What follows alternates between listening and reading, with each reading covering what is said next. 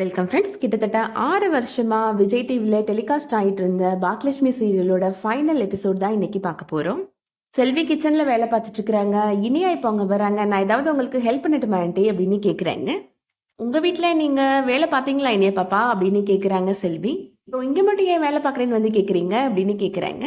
ஆகாஷ்டையும் இனியாட்டையும் சொல்கிறாங்க, நான் உங்களுக்கு மத்தியான சாப்பாடு செஞ்சு வச்சுட்டேன், நான் வேலைக்கு கிளம்புறேன் அப்படின்னு சொல்கிறாங்க. ஆகாஷ் சொல்றாரு, நான் வேலைக்கு போனதுக்கு அப்புறம் நீ வேலைக்கு போகக்கூடாதுன்னு தானே நம்ம பேசி வச்சிருந்தோம் அப்படின்னு கேட்குறாரு. பேசி வச்சிருந்தோம் தான், இருந்தாலும் என்னால வீட்டுல எல்லாம் சும்மா இருக்க முடியாதுப்பா அப்படின்னு சொல்றாங்க செல்வி. ஆகாஷ் தான் அவளை சொல்றான்ல, நீங்க கேளுங்க ஆண்டி, நீங்க வீட்லயே இருங்க அப்படின்னு சொல்றாங்க இனியா.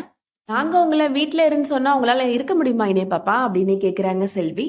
இல்ல நான் இருக்க மாட்டேன் அப்படின்னு சொல்றாங்க இனியா. அம்மாட்ட வேலைக்கு போகக்கூடாது வீட்டுல இருங்கன்னு சொன்னா அவங்க கேட்பாங்களா அப்படின்னு செல்வி கேக்குறாங்க. எங்க அம்மாலாம் கண்டிப்பா கேட்க மாட்டாங்க அப்படின்னு செல்வி சொல்றாங்க. ஓ, என்ன மட்டும் வீட்டுல இருக்க சொல்றது எந்த விதத்துல நியாயம் அப்படின்னு கேக்குறாங்க செல்வி. உடம்புல தெம்பு இருக்கிற வரைக்கும் நான் வேலை பாக்குறேன், அதுக்கப்புறமா நம்ம யோசிச்சுக்கலாம் அப்படின்னு சொல்றாங்க செல்வி. இனியா, நான் தூக்கி வளர்த்த பிள்ளை இவளை நீ நல்லா பாத்துக்கோ ஆகாஷ் அப்படின்னு சொல்லிட்டு அங்கிருந்து கிளம்பி போறாங்க. மயுவும் ராதிகாவும் இப்போ பெங்களூர் கிளம்புறாங்க. ஈஸ்வரி ராதிகா முன்னாடியே இப்போ பாக்கியாட்ட பேசுறாங்க. பிள்ளைகள்லாம் அவங்களோட வாழ்க்கையை பார்த்துட்டு போயிட்டாங்க, நானும் இன்னும் கொஞ்ச காலத்துல போய் சேர்ந்துருவேன் அப்படின்னு சொல்றாங்க ஈஸ்வரி. அதுக்கப்புறமா கோபி தனியா ஒரு வீட்டுல, நீ தனியா ஒரு வீட்டுல இருக்க போறீங்களா பாக்கியா, 2 பேரும் சேர்ந்து வாழலாமே அப்படின்னு கேக்குறாங்க. உன் ஃப்ரெண்டுக்கு நீயாவது எடுத்து சொல்லுமா, நான் சொன்னா கேட்கவே மாட்டேன்றா அப்படின்னு சொல்றாங்க ஈஸ்வரி. ராதிகா சொல்றாங்க, என்னதான் இவங்க என்னோட ஃப்ரெண்டா இருந்தாலும் அவங்களோட தனிப்பட்ட வாழ்க்கையில என்னால இன்ஃப்ளூயன்ஸ் பண்ண முடியாதுமா அப்படின்னு சொல்லிடுறாங்க. பாக்கியா சொல்றாங்க, உங்க மகனும் நானும் இப்போ இன்னும் எதிரும் புதிராம இருக்கிறோம் அப்படின்னு கேக்குறாங்க.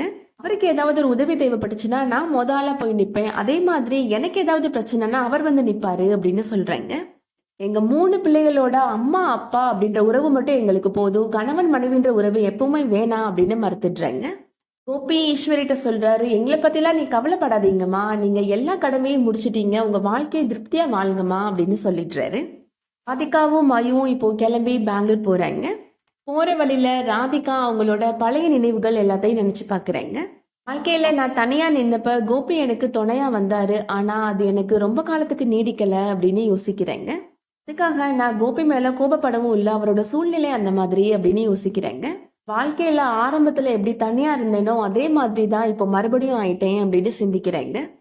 வாழ்க்கை துணை மட்டும் ஒரு பொண்ணுக்கு சந்தோஷத்தை கொடுத்துடாது அப்படின்னு யோசிக்கிறேங்க. ஃபினான்ஷியல் இண்டிபெண்டன்ஸ் மட்டும்தான் ஒரு பொண்ணுக்கு தைரியம் தன்னம்பிக்கை ரெண்டுமே கொடுக்கும் அப்படின்னு யோசிக்கிறாங்க. என் பொண்ணுக்காகவும் என்னோட வாழ்க்கைக்காகவும் நாளையிலேருந்து நான் சந்தோஷமா ஓட ஆரம்பிப்பேன் அப்படின்னு யோசிக்கிறேங்க. இதுக்கிடையில கோபியுமே அவரோட கடந்த காலங்களை பத்தி யோசிச்சு பார்க்குறாரு. என்னோட வாழ்க்கையில 2 காலகட்டத்தில் 2 பொண்ணுங்க வந்தாங்க, ஆனா அவங்கள நான் சமமா நடத்தலை மதிக்கலை அப்படின்னு யோசிக்கிறாரு. ஆனா நான் கத்துக்கிட்ட பாடத்தை என்னோட பசங்களுக்கு சொல்லி கொடுப்பேன், நம்ம கூட இருக்கிறவங்கள மரியாதையோட நடத்தணும் அப்படின்றத நான் சொல்லி கொடுப்பேன் அப்படின்னு நினைக்கிறாரு. அடுத்ததான் செல்வியை காமிக்கிறாங்க. செல்வியுமே அவங்களோட வாழ்க்கையை பத்தி யோசிச்சு பாக்குறாங்க. நீ ரொம்பலாம் ஆசைப்படக்கூடாது, ரொம்ப அகலக்கால் வைக்காத, உன்னால எதுவும் பண்ண முடியாது அப்படின்னு சொன்னவங்க முன்னாடி என் பையனை நான் கலெக்டர் ஆகி காமிச்சிட்டேன் அப்படின்னு யோசிக்கிறேங்க. என்னோட அடுத்த தலைமுறையை நான் செட்டில் பண்ணிட்டேன் அப்படின்னு நினைக்கிறாங்க. எனக்கு தன்னம்பிக்கை, திறமை, நம்ம முன்னேறுவோம் அப்படின்ற ஆசை இருக்கு, என் உடம்புல தெம்பு இருக்கிற வரைக்கும் நான் உழைப்பேன் அப்படின்னு நினைக்கிறேங்க. கடைசியா இப்போ பாக்கியாவை காமிக்கிறேங்க.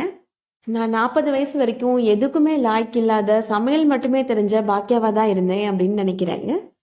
என்னோட கணவருக்கும் இன்னொரு பொண்ணுக்கும் ஒரு தொடர்பு இருக்கு, அதுவுமே என்னோட நெருங்கிய தோழி கூட இருக்குன்னு தெரிய வந்தப்ப என்னால் அதை தாங்கிக்கவே முடியலை அப்படின்னு நினைக்கிறேங்க. அதுக்கப்புறமா எனக்கு டைவர்ஸும் ஆச்சு, இதுல இருந்து என்னால் வெளியில மீண்டு வரவே முடியாதுன்னு நான் நினைச்சேன் அப்படின்னு நினைக்கிறேங்க. ஆனா என்னோட வாழ்க்கையில நடந்த அந்த மாற்றத்துக்காக நான் இன்னைக்கு மனசார நன்றி சொல்றேன் அப்படின்னு நினைச்சு பாக்குறேங்க. அத்தைக்கு அவரோட மகன் கூட நான் சேர்ந்து வாழல அப்படின்ற கோபம் இன்ன வரைக்கும் இருக்கு அப்படின்னு நினைக்கிறேங்க. ஒரு தடவை தப்பு பண்ணாரு, அதுக்கப்புறம் திருந்திட்டாரு, அவர் கூட சேர்ந்து வாழலாம் அப்படின்னு நீங்க கூட நினைக்கலாம் அப்படின்னு நினைக்கிறேங்க. ஆனா அந்த ட்ரஸ்ட் உடைஞ்சதுக்கு அப்புறம் அது என்னதான் ஒட்ட வச்சாலும் அது ஒரு நெருடலா தான் இருக்கும், அந்த வாழ்க்கையே எனக்கு வேணாம் அப்படின்னு நினைக்கிறாங்க பாக்கியா. என்னோட கல்யாண வாழ்க்கை முடிஞ்சதாவே இருக்கட்டும் அப்படின்னு நினைக்கிறேங்க. என்ன மாதிரி நிலைமையில இருக்கிற பெண்களுக்கெல்லாம் நான் ஒண்ணு சொல்லிக்கிறேன், நீங்க தைரியத்தோடையும் தன்னம்பிக்கையோடையும் ஓடுங்க, இந்த பாக்கியா சாதிச்சதை விட பல மடங்கு நீங்க சாதிப்பீங்க அப்படின்னு சொல்றாங்க.